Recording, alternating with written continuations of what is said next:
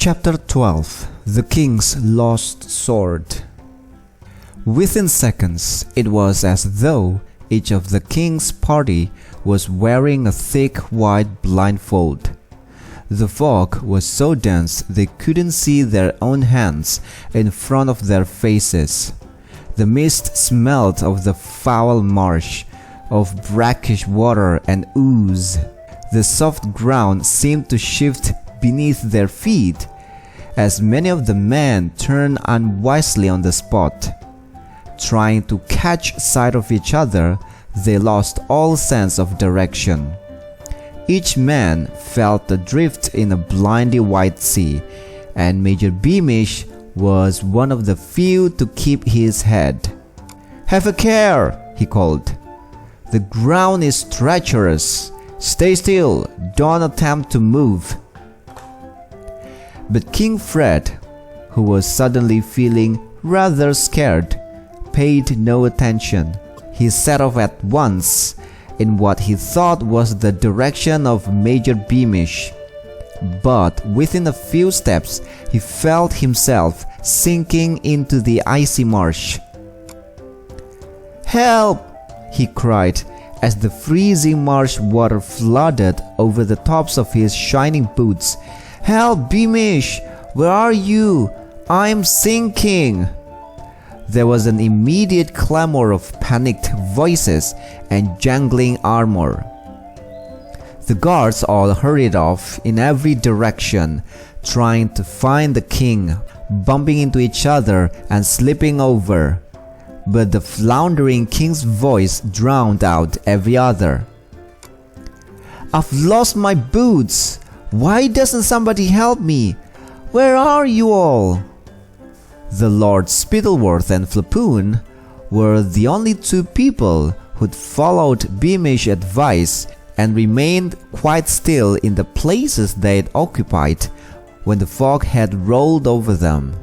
Spittleworth was clutching a fold of Flapoon's ample pantaloons, and Flapoon was holding tight to the skirt of Spittleworth's riding coat.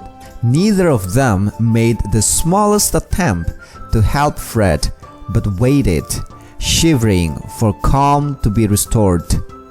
"At least, if the fool gets swallowed by the bog, we'll be able to go home," Spittleworth muttered to Flapoon. The confusion deepened.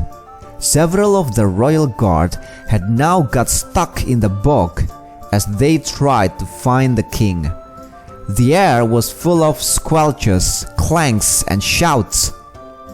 Major Beamish was bellowing in a vain attempt to restore some kind of order, and the king's voice seemed to be receding into the blind night, becoming ever fainter, as though he was blundering away from them. And then, out of the heart of the darkness, came an awful terror-struck shriek. "Beamish, help me! I can't see the monster!" "I'm coming, Your Majesty," cried Major Beamish. "Keep shouting, sire. I'll find you." "Help! Help me, Beamish!" shouted King Fred. "What's happened to the idiot?" Flapoon asked Spittleworth.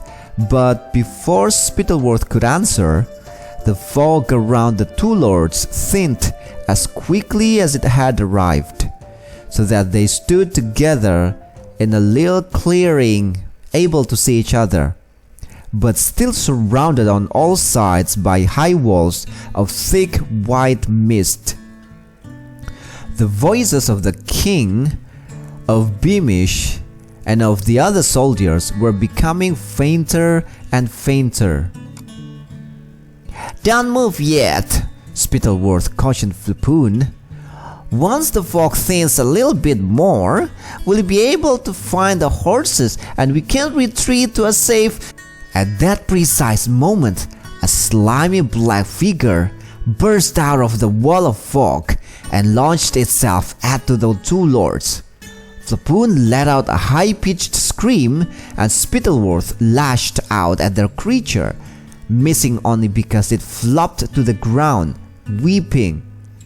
It was then that Spittleworth realized the gibbering, panting slime monster was, in fact, King Fred the Fearless. "Thank heavens we've found you, your majesty. We've been searching everywhere," cried Spittleworth. Ick, whimpered the king. "He's got hiccups," said Flapoon. "Give him a fright." Ickabog, moaned Fred. "I saw it, a gigantic monster. It nearly caught me."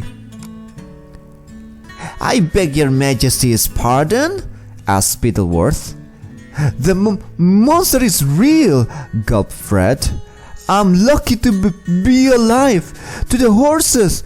We must flee, and quickly!"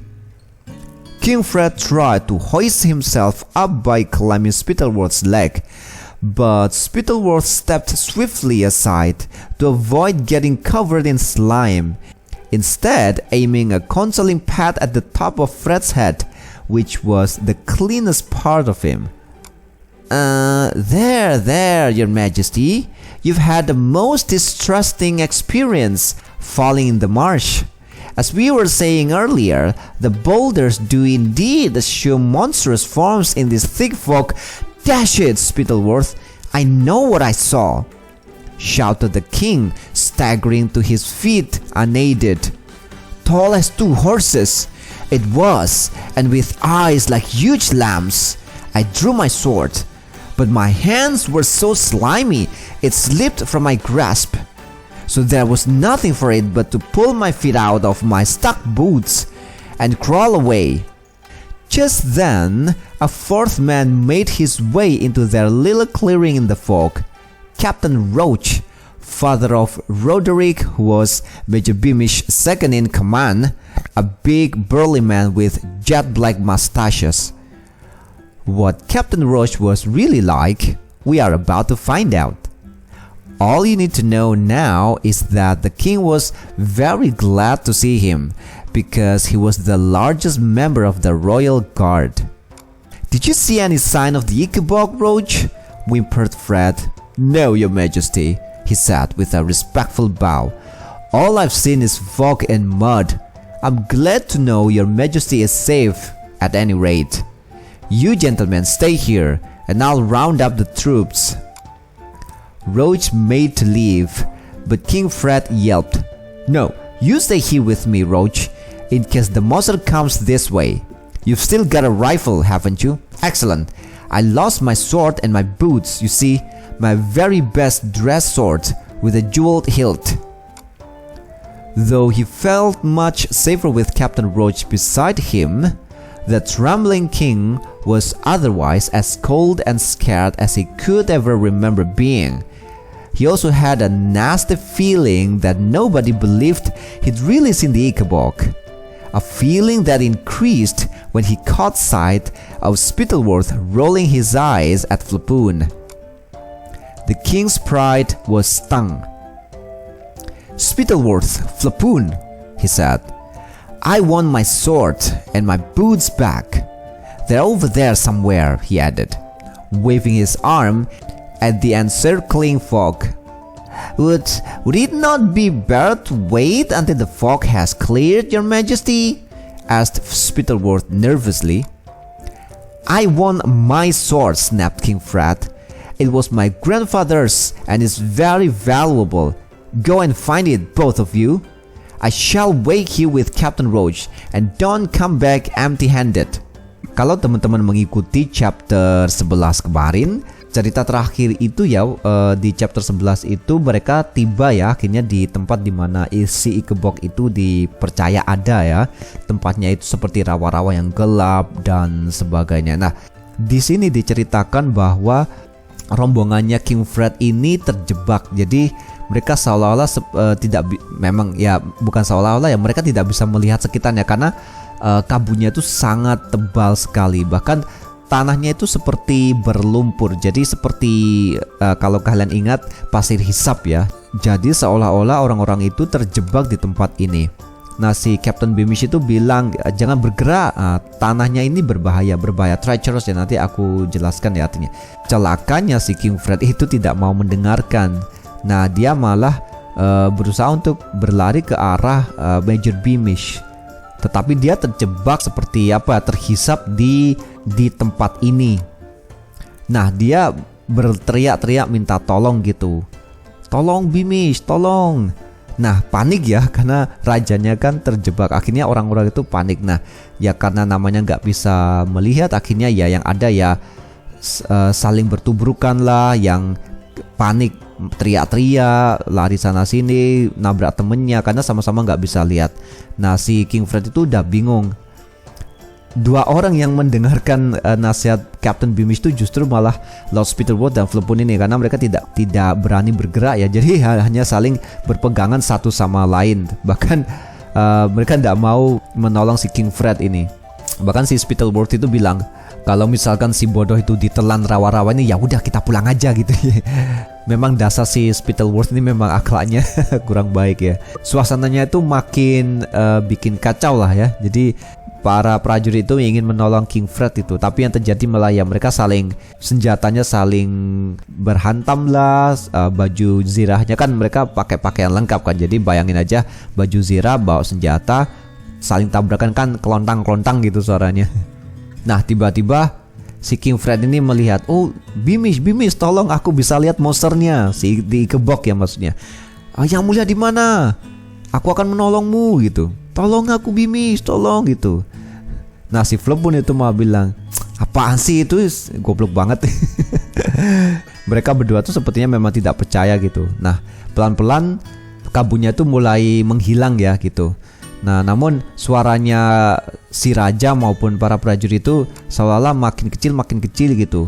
Mereka tuh intinya tidak berani bergerak lah ya. Jangan gerak gitu katanya Spittleworth. Nanti kalau misalkan udah cerah kita lari aja naik kuda gitu ya, kabur. Nah ternyata belum selesai dia ngomong itu, tiba-tiba ada seperti sosok besar gitu ya, slimy black figure. Jadi sosok besar yang seperti monster lah. Slime itu kayak kayak bayangin ya slime gitu ya, yang seperti jelly gitu. Nah tiba-tiba menuju ke tempat mereka gitu. Si Flepun udah kaget tuh teriak. Nah si Spittleworth tuh berusaha untuk lash ini mukul ya kayaknya, tapi meleset itu. Ternyata yang dikiranya monster itu ternyata si King Fred ya. Nah si King Fred tuh udah panik ya, sampai dia tuh gagap gitu ya. Nah katanya si King Fred itu, aku melihat monsternya gitu. Nah seolah-olah Spittleworth tidak percaya. Nah King Fred bilang, ya saya beruntung saya nggak ditangkap ya, lari saya gitu. Nah si Spittleworth ini merasa jijik ya gitu. Makanya dia nggak mau megang gitu, cuman ditepuk aja kepalanya, karena itu yang paling paling bersih. Nah kan kotor ya King Fred itu. Nah dipuk-puk lah istilah, der puk gitu. Si Spittleworth itu menganggap bahwa itu nggak ada monster, paling ya cuman batu-batu besar gitu ya. Nah sementara si King Fred ini ngeyel gitu, aku tuh lihat gitu, tingginya seperti dua kuda, matanya seperti lampu yang besar gitu. Nah aku ngeluarin pedangku, ternyata pedangku terlepas gitu karena licin ya. Akhirnya kaburlah dia tuh. Nah setelah itu datanglah si Captain Roach ya. Kalau kalian ingat, dia tuh ayahnya Roderick, temannya Bird ya. Captain Roach ini second in command itu kayak mungkin orang kedua gitu. Mungkin bisa dianggap seperti wakil ya gitu. Dia dibayangkan itu badannya gede, kumisnya hitam legam ya. Dan dia itu orang yang badannya paling gede ya di antara para pengawal raja yang lain. King Fred itu tanya, kamu lihat nggak tadi si Ickabog? Ya, tidak yang mulia gitu. Nah si Roach itu mau mengumpulkan para prajurit, tapi si raja nggak mau. Oke, jangan di sini aja, takutnya nanti kalau Ickabognya kesini gitu, kamu masih ada kan senjatamu gitu. Tolong, aku kehilangan sepatu bootku dan pedangku, tolong cariin gitu. Nah si King Fred ini dia mungkin trauma kali ya, jadi dia masih kebayang-bayang gitu sosok si Ickabog gitu. Tapi dia juga merasa kayaknya orang-orang bakal nggak percaya tuh, apalagi setelah ngelihat si Spittleworth itu kayak ngelirik-ngelirik gitu ya ke Flepun. Bayangin aja kalian cerita tentang sesuatu terus terus teman kalian di depan tuh kayak saling lirik-lirikan kayak bener gak sih, bener sih, kayaknya bohong itu. Nah perasaannya kira-kira seperti itu. Nah terus si King Fred itu akhirnya memerintahkan Spittleworth dan Flepun untuk mengambilkan sepatu bootnya dia dan juga pedangnya, karena si Spittleworth itu gak yakin beneran sang raja, pokoknya aku mau pedangku gitu katanya, karena itu sangat berharga ya, karena peninggalan kakeknya. Pokoknya cari gitu, ambilin. Nah sementara aku di sini aja sama Captain Roach gitu, dan jangan kembali empty handed. Oke, apa itu artinya? Nah saya seperti biasa saya sudah merangkum ya 4 kosakata untuk cerita ini, maksudnya chapter ini ya. Yang pertama adalah treacherous, berbahaya. Nah untuk konteksnya, untuk tanah maupun yang macam-macam ya. Treacherous itu artinya berbahaya karena kemungkinan ada apa-apanya gitu, misalkan ada airnya atau mungkin ada hewannya dan segala macam ya. Nah contoh kalimat, be careful with the treacherous ground. Hati-hati dengan tanah yang berbahaya itu. Ini kalian bisa cari nanti di kamus ya, kamus apa ya? Aku tadi carinya di kamus Oxford kalau nggak salah. Jadi itu ada tuh. Kalau treacherous konteksnya itu adalah tanah, itu artinya tanahnya itu memiliki risiko yang bikin bahaya, misalkan ada airnya kah, atau ada tanamannya, atau mungkin dia berlumpur dan sebagainya. Terus ada hiccups, variasi dari hiccup ya, hiccup HICCUP ya, ini juga sama artinya cegukan. Contoh kalimat, she's having hiccups all day long. Dia cegukan terus sepanjang hari. Terus yang berikutnya empty handed, ini adjektif ya, kata sifat, artinya dengan tangan kosong. His father went home empty handed. Ayahnya pulang dengan tangan kosong. Dan yang terakhir rifle, ini nanti nyambung ke cerita berikutnya ya, chapter 14. Jadi rifle itu senapan ya. She brought a rifle to the woods. Dia membawa senapan ke dalam hutan. Oke, so that is di Ickabog chapter 13 ya, di Ickabog chapter 13. Jadi itu tadi di Ickabog chapter 12 dengan judul The King's Lost Sword atau pedang raja yang hilang. Nah, mau tahu cerita berikutnya? Tenang aja, sudah saya siapkan. Yang terpenting jangan lupa untuk klik like, subscribe, dan bagikan video ini ke teman-teman, terutama penggemar The Ickabog ya. Mungkin teman-teman penggemar Harry Potter juga suka, karena sebagai pengingat cerita ini juga ditulis oleh K.Rowling ya, penulis yang juga membuat Harry Potter. Okay, so this is Danny from Danz English, and I'll see you in the next video. Bye bye.